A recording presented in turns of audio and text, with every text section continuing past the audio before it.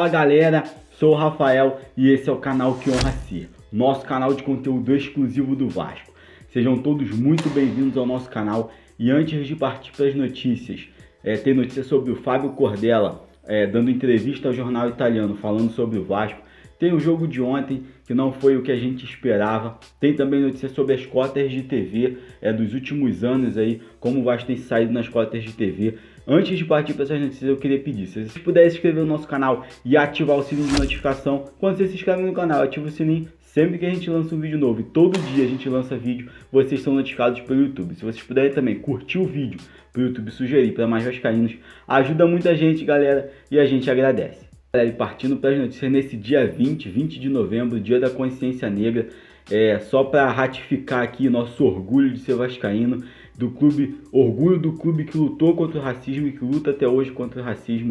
20 de novembro, dia da consciência negra. É bom que a gente sempre reafirme o compromisso do Vasco com a luta contra os preconceitos, né? Somos mesmo o clube da Zona Norte, o clube do Operário, o clube dos negros, o clube de todos, o verdadeiro clube do povo.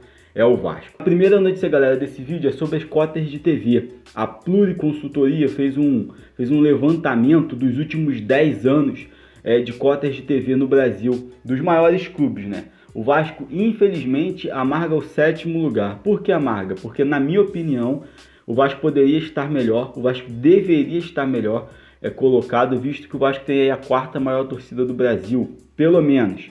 Eu não acredito, isso é uma opinião minha, eu não acredito que a torcida do Vasco seja menor que a do São Paulo. Mas, que seja, o Vasco deveria, no mínimo, estar em 4º lugar. Se for pelo engajamento da torcida, o Vasco deveria estar em primeiro. Mas, pelo tamanho, segundo essas pesquisas que tem por aí, o Vasco deveria estar pelo menos em 4º lugar. E eu vou passar para vocês aqui o levantamento da Pluriconsultoria. Receitas acumuladas com transmissão e cotas de participação de 2010 a 2019. E aí o Flamengo é o primeiro com 1.696 milhões e 200 mil. E o Vasco aparece lá embaixo com 911 milhões. E aí tem Corinthians, Palmeiras, São Paulo. Tem essa briga da lei do mandante, tem os clubes que estão se unindo pelo futebol livre. Vai dar muito pano para manga ainda nos próximos anos. Mas agora, nesse momento, o Vasco é apenas o 7º colocado em receitas oriundas das cotas de TV. 911 milhões, mais ou menos o que o Vasco arrecadou nos últimos 10 anos. Infelizmente, muito por conta de estar na Série B duas vezes nesses últimos 10 anos, então não caiu aquela cota principal, né? Quando o Vasco caiu para a Série B, aquela cota principal não caiu. Mas, como o time está menos na mídia e com menos jogos sendo televisados em TV aberta, ou 2014 até teve, mas em 2016 não. Então, muito por isso também, a cota de TV do Vasco foi lá para baixo. 7º lugar se encontra o Vasco, infelizmente, nesses últimos 10 anos. Deixa a sua opinião aí, galera, sobre essa situação, esse assunto das cotas de TV.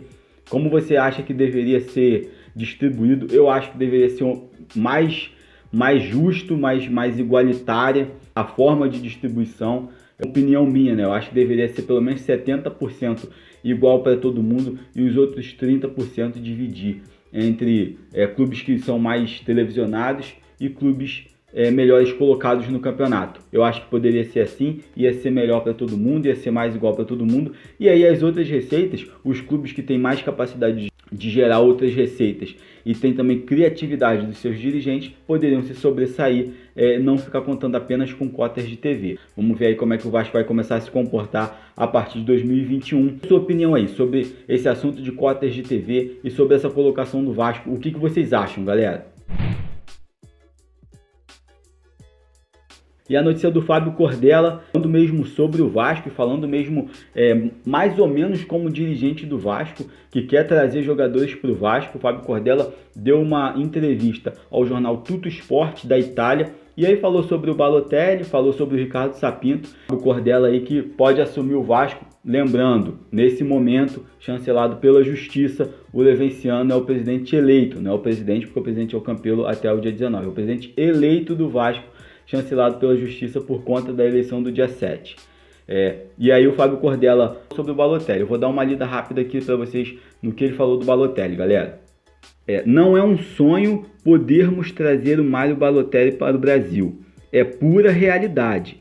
Estamos a trabalhar com o Mino Raiola que é o empresário do Balotelli, para levarmos um dos melhores jogadores do mundo para o Vasco. Palavras do Fábio Cordella ao jornal italiano, galera.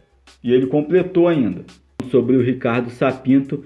Ele falou o seguinte: nós temos um treinador neste momento, mas não o descarto para o futuro, se sentirmos necessidade de mudar.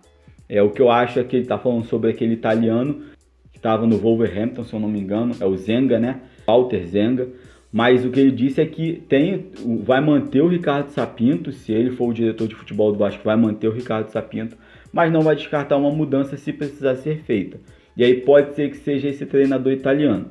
Tudo isso que eu estou falando aqui, galera, são palavras do Fábio Cordella, né? Não sou eu que está dizendo, nem é o Papo na Colina, que foi quem deu a notícia aqui no Brasil, nem é o Tutto Sport, o site italiano. São uma entrevista do Fábio Cordella a esse jornal italiano, palavras do Fábio Cordella. Vamos esperar os desdobramentos, o que vai acontecer nos próximos dias, no próximo mês. Brigas judiciais serão longas, prometem ser longas. Deixa a sua opinião aí, galera, sobre essa situação do Fábio Cordella, sobre o que ele falou, sobre o Ricardo Sapinto, sobre o Mário Balotelli, sobre esse técnico italiano, o Walter Zenga. Deixa a sua opinião aí, sua opinião é muito importante pra gente aqui no canal.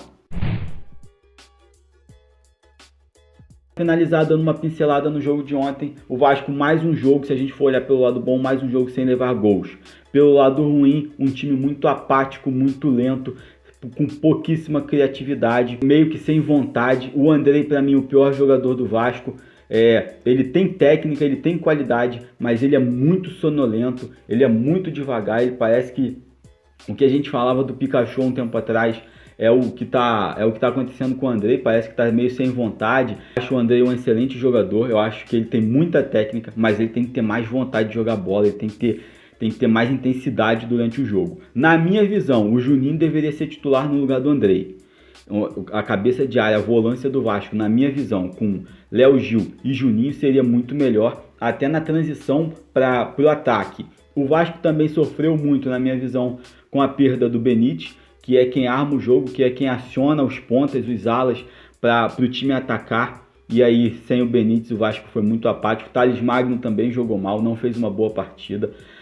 O ponto alto do jogo foi o Fernando Miguel. Isso é ruim porque o Vasco foi muito atacado, isso mostra que o Vasco foi muito atacado. Mas isso é bom da gente poder ver que a gente tem realmente um goleiro que nos traz segurança. Eu gosto muito do Fernando Miguel, às vezes ele falha, mas não tem goleiro que não falhe, não existe. Para mim o melhor goleiro do Brasil é o Gatito Fernandes, mas ele também falha. Não tem goleiro, não existe goleiro que não vá falhar. Mas o Vasco tem que melhorar essa transição para ataque, essa rapidez. Eu acho que o Ricardo Sapinto está fazendo um bom trabalho, mas na minha opinião ele pode tentar mexer diferente do que ele vem mexendo, tentar colocar o time com mais intensidade, jogadores mais rápidos, jogadores mais velozes. Eu acho que já está na hora do Thales Magno segurar um pouquinho a onda dele no banco. O Thales Magno é um ótimo jogador, uma joia do Vasco, vai vingar, muito provavelmente vai ser um grande jogador. Mas ficar um pouquinho no banco, botar o Gustavo Torres, que está com vontade, está mostrando vontade. Entrou ontem, tentou arrumar um salcedo. A chuva também atrapalhou demais. O gramado, né, estava pesado, a chuva atrapalhou. Não é desculpa para o Vasco não ter ganho o jogo, mas atrapalhou. E galera, só um adendo que às vezes as pessoas não percebem. O time do Fortaleza é um time muito bem montado, tá? O Rogério Ceni saiu tem pouco tempo, mas é um time taticamente muito bem montado, está atravessando uma crise, mas isso não faz com que o time não seja um time bem montado. Taticamente eles sabem muito bem o que fazer dentro de campo, até porque muito tempo já no comando técnico, e o técnico novo, se eu não me engano é o Chamusca, ele manteve o esquema do Rogério Ceni, mas dava para o Vasco ganhar esse jogo. O Vasco tem 5 jogos agora, os próximos 5 jogos. Pega São Paulo, Ceará, Fluminense, Santos e Grêmio. Não nessa ordem, né? Eu não lembro a ordem. Eu acho que a ordem é São Paulo, Ceará, Grêmio, Fluminense e Santos. Na minha visão, tem como o Vasco fazer o que o Vasco tem condição aí, é fazer 7 pontos. Ganhar do Fluminense, que é freguês. Esse ano o Vasco ainda não ganhou do Fluminense. Tem que ganhar do Fluminense. Porque quando não ganha do Fluminense é porque a bruxa tá solta. Eu acho que a gente vai ganhar do Fluminense, vai ganhar do Ceará e vai arrumar um empate contra o Santos. São Paulo e Grêmio, eu acho muito difícil que o Vasco ganhe o jogo. Pode ser que arrume um empate, mas não dá para contar com esses jogos. Vamos ver mais pra frente. Vasco ainda vai pegar times que estão lá embaixo, vai pegar Coritiba, Atlético Goianiense, Bragantino, Botafogo, vai pegar os times que ainda estão lá embaixo lutando para sair da zona de rebaixamento. Esses jogos são imprescindíveis de ganhar. O Vasco tem que ganhar esses jogos. Jogou mal contra o Fortaleza, na minha opinião. Ofensivamente jogou muito mal e defensivamente também não foi muito bom, que era o que estava sendo o ponto alto do Vasco nos últimos jogos, né? Mas vamos esperar que melhore daqui para frente e vamos torcer logo, vamos torcer para que o Benítez volte logo, porque é o cérebro do time. E eu acho que sem o Benítez o Vasco vai sofrer bastante. Espero aí que ele permaneça no Vasco, que ele fique. As negociações estão andando bem. Eu acho que ele vai permanecer. Vou torcer para isso. Deixa a sua opinião sobre o jogo de ontem, sobre o time do Vasco, sobre essa apatia que pairou sobre o time do Vasco ontem. Deixa a sua opinião sobre todos os jogadores, sobre o Ricardo Sapinto. O que vocês acham de tudo que está acontecendo, de tudo que aconteceu no jogo de ontem. Galera, esse foi o nosso vídeo, nossas notícias da manhã do Vasco. Não esqueçam de, se puder, curtir, compartilhar. Um abração a todos, fiquem todos com Deus, saudações vascaínas e até o próximo vídeo.